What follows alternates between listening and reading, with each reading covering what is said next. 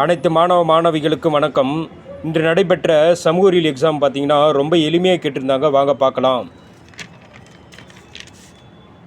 1க்கு பார்த்தீங்கன்னா ஆ, 2க்கு பார்த்தீங்கன்னா இ, 3க்கு ஆ, 4க்கு பார்த்தீங்கன்னா ஆ, 5க்கு இ, 6க்கு இ, 7க்கு ஆ, 8க்கு இ, 9க்கு ஆ, 10க்கு ஆ, 11க்கு இ, 12க்கு இ, 13க்கு ஆ, 14க்கு இ.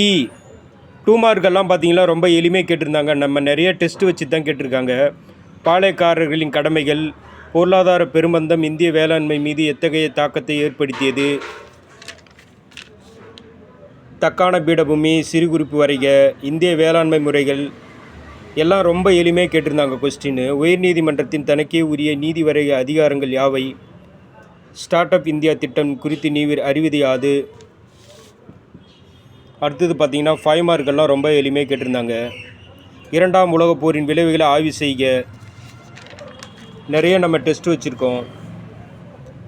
தீபகற்ப ஆறுகளை பற்றி விவரிக்கவும். தமிழ்நாட்டின் பல்வேறு போக்குவரத்து முறைகளை விவரிக்க.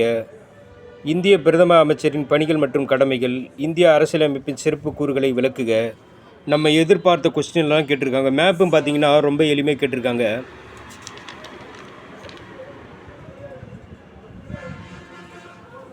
அனைத்து மாணவ மாணவிகளும் அதிக மதிப்பெண் பெற எமது விடியல் பயிற்சி மையம் நெஞ்சார வாழ்த்துகிறோம். தேங்க்யூ.